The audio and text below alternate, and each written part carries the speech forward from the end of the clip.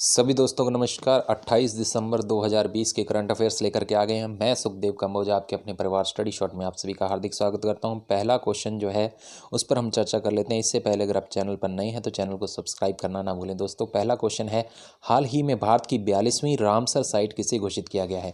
ये ऐसा क्वेश्चन है जो दोस्तों 101% जो है हर एग्जाम के अंदर पूछा जाता है। आप कोई भी कॉम्पिटिशन एग्जाम दीजिए, रामसर साइट पर क्वेश्चन जरूर आएगा। और स्पेशली अगर आप राजस्थान साइड से कोई एग्ज़ाम दे रहे हैं तो ज़रूर ये क्वेश्चन पूछा जाता है रामसर साइट पे। जिन दोस्तों को नहीं पता कि रामसर साइट क्या होती है तो उस पर हम चर्चा कर लेते हैं थोड़ी सी। रामसर साइट जल्दी से फटाक से, कि रामसर साइट वो साइट होती है, यानी वो लैंड होती है। एक्चुअल में रामसर नाम कहाँ से आया रामसन रामसर जो है ईरान का एक शहर है। तो रामसर नाम से ईरान का शहर है। वहाँ पे 1971 के अंदर एक सम्मेलन हुआ था यूनेस्को द्वारा। और यूनेस्को सम्मेलन में क्या कहता है कि ऐसी जो भी कोई भी लैंड है पूरे इंटरनेशनल लेवल पे हर देश के अंदर जो कि बायोडाइवर्सिटी है, जहाँ पे फुल ऑफ वाटर रिसोर्सेज हैं और ज़्यादा से ज़्यादा बायोडाइवर्सिटी, यानी तरह तरह के वहाँ पे जीव जंतु जो हैं पल सकते हैं। और स्पेशली ऐसी प्रजातियाँ पाई जाती हैं जो कि एंडेंजर्ड हैं, यानी लुप्त होने की कगार पर हैं। ऐसी प्रजातियाँ अगर पाई जाती हैं तो उसको रामसर साइट कहा जाएगा और वो यूनेस्को द्वारा क्या होगी, उनको मार्क किया जाएगा, चिन्हित किया जाएगा। तो ये बात थी 1971 की, जो सम्मेलन हुआ था रामसर सिटी के अंदर ईरान के। और 1975 के अंदर ये क्या आ गया था, पूरा जो है अस्तित्व में आ गया था ये वाला कानून। अब बढ़ते हैं कि हमारे क्वेश्चन की तरफ, कि रामसर साइट पे हमने चर्चा कर ली कि भारत की 42वीं रामसर साइट, इससे पहले 41 थी, अब 42वीं रामसर साइट को चिन्हित कर लिया गया है यूनेस्को द्वारा। और ये 42वीं रामसर साइट है दोस्तों TSO कार वेटलैंड कॉम्प्लेक्स। और ये पाई गई है दोस्तों लद्दाख के अंदर। और 42वीं साइट ये बन चुकी है इंडिया की। और आने वाले एग्ज़ाम्स के अंदर ये क्वेश्चन आपको पक्का पूछा जाएगा। तो वहाँ पर ये 4500 मीटर जो है सी लेवल से ऊपर है। तो इसके बारे में इतनी बात है। और A1 कैटेगरी की है ये, इसको कैटेगरी मिली है इम्पोर्टेंट बर्ड एरिया, वहाँ पर है। तो रामसर कन्वेंशन की अगर मैं बात करूँ, सम्मेलन की बात करूँ, फ़िलहाल जो इसके सेक्रेटरी ऑफ जनरल हैं वो मार्था रोजेस ओरेगो हैं। और सेक्रेटरीट जो इसके हैं वो ग्लैंड स्विट्ज़रलैंड के हैं। तो फिलहाल 42वीं रामसर साइट घोषित कर दिया गया TSO कार वेटलैंड कॉम्प्लेक्स, जो कहाँ पे है, लद्दाख के अंदर है हमारे। तो ये आपको याद रखना है। अब बढ़ते हैं अगले क्वेश्चन की तरफ। अगला क्वेश्चन आ रहा है आपकी स्क्रीन पर, उस पर हम चर्चा कर लेते हैं कि एंड ऑफ ट्रेन टेलीमेट्री तंत्र स्थापित करने वाला देश का पहला रेल जोन कौन सा बन गया है। End of train telemetry actual में ये है क्या, इस पर थोड़ी सी चर्चा कर लेते हैं। एंड ऑफ ट्रेन टेलीमेट्री एक ऐसी डिवाइस तैयार की गई है जो कि आपकी ट्रेन के दोनों सिरों पर, यानी स्टार्टिंग में और एंड सिरे पे, दोनों पे क्या की जाएगी, लगाई जाएगी। और पहले क्या होता था, जो ट्रेन की अंतिम बोगी होती थी वहाँ पर एक गार्ड लगा रहता था, यानी लोको पायलट होता था। और वो जो है वो बताता था, उसको सिग्नल देता था स्टार्टिंग के, जो हमारा स्टार्टिंग का हिस्सा होता था रेलवे का, जो ट्रेन का। और इस तरीके से ये ट्रेन चलती थी ताकि ऐसी कोई बोगी बीच में रह ना जाए या छूट ना जाए या कोई कनेक्शन ना कट हो जाए। तो इसमें काफ़ी मशक्क़त करनी पड़ती थी, इसलिए एक ऐसी डिवाइस तैयार की गई है जिसको बोला गया है एंड ऑफ ट्रेन टेलीमेट्री। अब ये क्या करेंगे, ट्रेन के लास्ट में और स्टार्टिंग में ये क्या कर देंगे, डिवाइस लगा देंगे, जिससे डिजिटली ये पता लगता रहेगा कि ट्रेन एक सिंगल यूनिट में जा रही है, यानी इसकी कोई भी बोगी पीछे छूट नहीं गई है।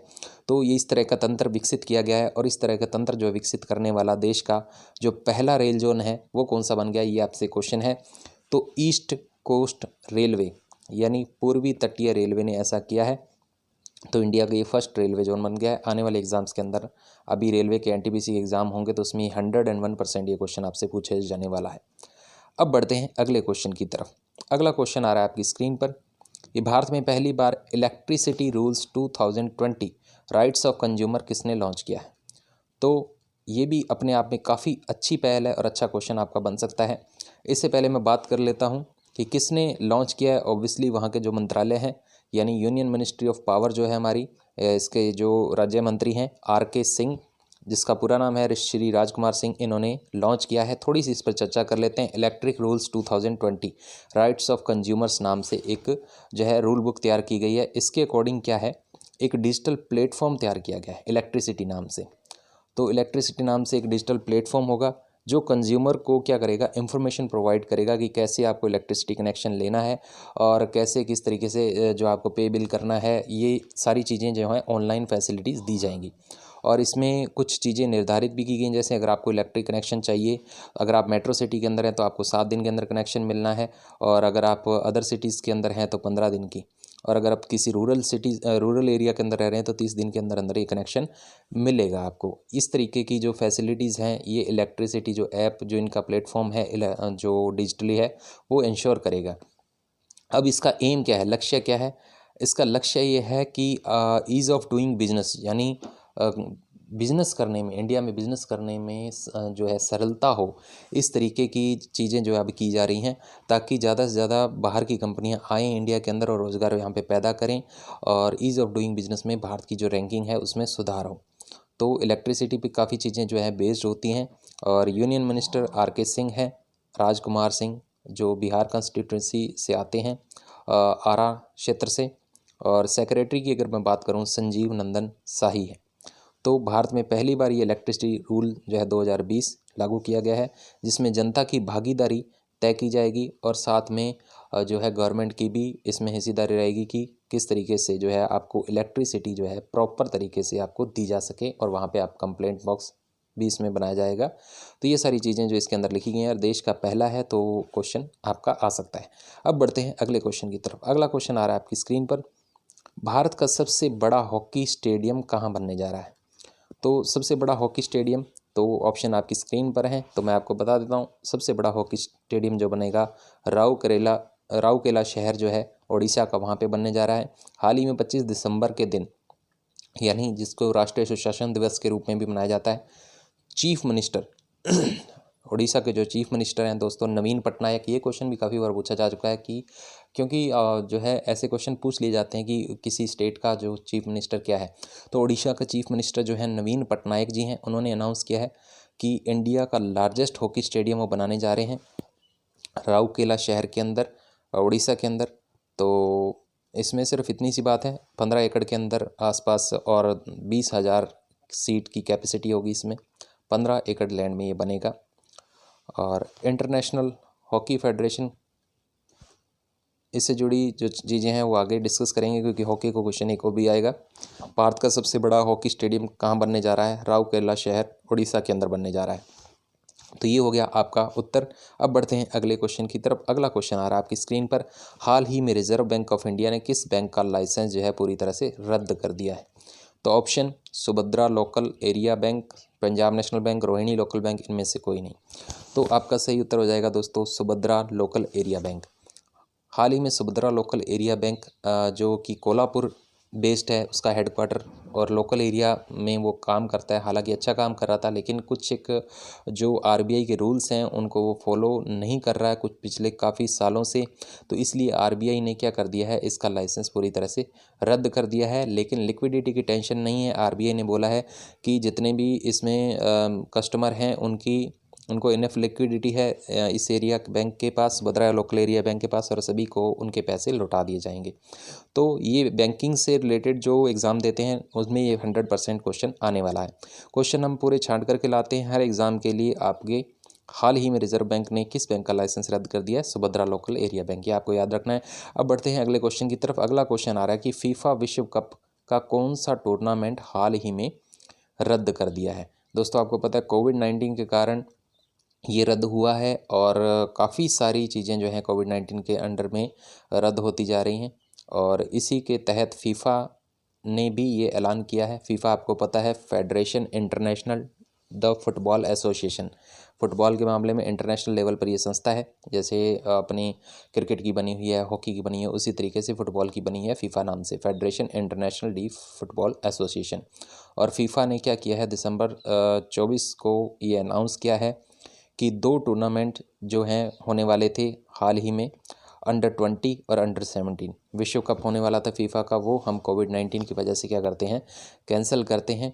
तो ये इसकी मेज़बानी जो दोस्तों करने वाला था वो अगर मैं अंडर 20 की बात करूं तो इंडोनेशिया करने वाला था, और अंडर 17 की बात करूं तो पेरू देश जो है वो करने वाला था। अब ये अनाउंस किया गया है कि ये सारे 2021 के जो एडिशन होने वाले थे, 2021 में ये होने वाले थे मैच, और अब ये किए जाएंगे 2023 के अंदर।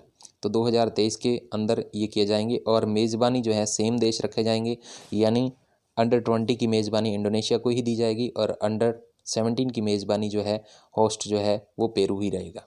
तो इसमें इतनी सी बात थी।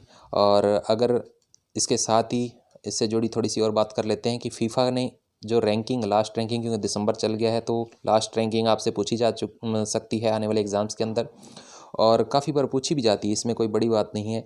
मेंस रैंकिंग अगर मैं बात करूं तो बेल्जियम रैंक 1 पर है, फर्स्ट नंबर पे है। अगर मैं पुरुषों की जो फुटबॉल टीम की बात करूं तो बेल्जियम देश रैंक 1 पर है, और इंडिया की रैंक जो है हमेशा पूछी जाती है तो 104 नंबर पे इंडिया है।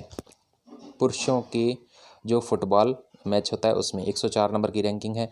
अगर वुमेंस की बात करूं, वुमेंस फुटबॉल की, तो इसमें United state of America first number पर है, और हमारे इंडिया की अगर मैं रैंक बात करूं तो 53 नंबर पर इंडिया की रैंक आती है। तो ये आप दोनों आंकड़े ज़रूर याद रखिए, पुरुषों में 104 नंबर पे और महिलाओं में 53 नंबर पे फीफा की रैंकिंग है, और काफ़ी बार एग्ज़ाम के अंदर ये पूछी जाती है। अब बढ़ते हैं अगले क्वेश्चन की तरफ। अगला क्वेश्चन आ रहा है आपकी स्क्रीन पर। महाराष्ट्र के पूर्व मुख्यमंत्री देवेंद्र फडणवीस ने हाल ही में किस किताब का विमोचन किया है? ये किताब पे क्वेश्चन मैं इसलिए डाला हूँ कि किताब पे क्वेश्चन जो है अक्सर पूछ लिए जाते हैं, और ऐसी बुक है जिस पर क्वेश्चन पूछना लाजमी है, क्योंकि अयोध्या नाम से इन्हें बुक की है, और हाल ही में जो राम मंदिर का जो मसला था जो हल हुआ है उस पर ये बुक लिखी गई है, अयोध्या मामले में, कि किस तरीके से इस पे पहले राम मंदिर था, और सारे डॉक्यूमेंट्स प्रूफ इसके अंदर दिए गए हैं इस किताब के अंदर, जिससे लोगों को पता लग सके कि यहाँ पे राम मंदिर ही था, और वो सारे रेफरेंस इसके अंदर दिए गए हैं, और लोगों में जो भ्रांतियाँ हैं उसको दूर करने की कोशिश की गई है। अयोध्या नामक बुक जो है वो लिखी गई है माधव भंडारी द्वारा, माधव भंडारी द्वारा, और मराठी बुक है ये, एक मराठी में ये पब्लिश की गई है, और परम मित्रा पब्लिकेशन जो है इसका पब्लिकेटर है। तो इस किताब का विमोचन किया गया है मुख्यमंत्री देवेंद्र फडणवीस द्वारा। अयोध्या नाम की किताब, ये आपको याद रखनी है, ज़रूर पूछी जाएगी आपके एग्ज़ाम के अंदर। अब बढ़ते हैं अगले क्वेश्चन की तरफ। अगला क्वेश्चन आ रहा है आपकी स्क्रीन पर। राष्ट्रीय सुशासन दिवस, राष्ट्रीय सुशासन दिवस कब मनाया जाता है उस पर हम चर्चा कर लेते हैं। आप सभी को पता है कि 25 दिसंबर को मनाया जाता है, हर साल 25 दिसंबर को मनाया जाता है। और ये क्यों मनाया जाता है? भाजपा द्वारा, ये भाजपा पार्टी है इसके द्वारा ही ये शुरू किया गया था 25 दिसंबर 2014 को, और 2014 को इसको फर्स्ट बार ये मनाया गया था राष्ट्रीय सुशासन दिवस। और उस दिन क्या होता है, प्रधानमंत्री जो हमारे पूर्व प्रधानमंत्री थे और भारत रत्न भी जिनको मिला हुआ है, कि अटल बिहारी वाजपेयी जी का क्या होता है, जन्मदिन होता है। तो इस दिवस को गुड गवर्नेंस डे मनाया जाता है 25 दिसंबर को। तो अभी इसका 7वां संस्करण मनाया जा रहा है, तो 6 बार ये मनाया जा चुका है, 7वां नेशनल गुड गवर्नेंस डे मनाया जा चुका है। इससे पहले हम डिस्कस कर चुके हैं, डेली हम कोई ना कोई जो है आपको लेकर के आते हैं कि दिवस, और दिवस एग्ज़ाम्स के अंदर ज़रूर ये पूछे जाते हैं। और अगर मैं 24 दिसंबर की बात करूं तो 24 दिसंबर को हमने आपको बताया था जो है नेशनल कंज्यूमर डे होता है, राष्ट्रीय उपभोक्ता दिवस नेशनल कंज्यूमर डे होता है, ये आप याद रखिए। और 23 दिसंबर की बात करूं तो 23 दिसंबर होता है किसान दिवस होता है, तो ये भी आप याद रखिए, किसान दिवस होता है। और 22 दिसंबर को नेशनल मैथमेटिक्स डे था, तो ये भी आप याद रखिए, नेशनल मैथमेटिक्स डे यानी राष्ट्रीय गणित दिवस। तो ये तीनों दिवस हम पिछले वीडियोस के अंदर चर्चा कर चुके हैं, अगर आपको देखनी है तो आप देख सकते हैं प्लेलिस्ट में जा करके। तो राष्ट्रीय सुशासन दिवस की बात हो रही थी 25 दिसंबर को, जो कि क्रिसमस डे भी होता है। अब बढ़ते हैं अगले क्वेश्चन की तरफ। अगला क्वेश्चन आ रहा है, जो हमारा लास्ट क्वेश्चन है, पंजाब की जनता से वर्तमान में चल रही पंजाब सरकार की योजनाओं के बारे में फीडबैक लेने के लिए किस नाम से एक ऐप लॉन्च की गई है? तो किस नाम से ऐप लॉन्च की गई ये आपसे पूछा है दोस्तों। तो ऐप लॉन्च की गई है PR इनसाइट नाम से। इस ऐप का लक्ष्य क्या है कि लोगों में जो भी इस टाइम जो चल रही हैं पंजाब सरकार की योजनाएं, लोगों का उनके प्रति क्या नज़रिया है, और लोगों से फीडबैक लेने के लिए ये ऐप जो है लॉन्च की गई है PR इनसाइट नाम से। और 31 एजेंसियां न्यूज़ आर्टिकल उनका जो न्यूज़ प्रतिदिन छापती हैं सरकार की योजनाओं के बारे में, उनको एनालाइज़ किया जाएगा और उसके आधार पर जो है पूरी की पूरी जो गवर्नमेंट की स्कीम्स हैं पंजाब की, उसको क्या किया जाएगा, रीस्ट्रक्चर किया जाएगा। ऐसा जो है पंजाब गवर्नमेंट ने, वहाँ के कैप्टन अमरिंदर सिंह ने जब ये डिजिटल मोबाइल ऐप लॉन्च किया है तब उन्होंने अपने भाषण में कहा। और ये एक्चुअली क्या है, सिर्फ फीडबैक लेने के लिए एक एप्लीकेशन बनाई गई है और इसके मोबाइल एप्लीकेशन भी है और वेब पोर्टल भी है, PR इनसाइट्स नाम से है। तो ये क्वेश्चन भी आ सकता है आपके एग्ज़ाम के अंदर। तो दोस्तों ये सारे क्वेश्चन बन रहे थे आज के। अगर आपको पसंद आए हैं तो अपने दोस्तों के साथ शेयर कीजिए, क्योंकि इंपॉर्टेंट क्वेश्चन हम लेकर के आते हैं जो एग्ज़ाम्स के अंदर आपसे पूछे ही पूछे जाएंगे। धन्यवाद दोस्तों।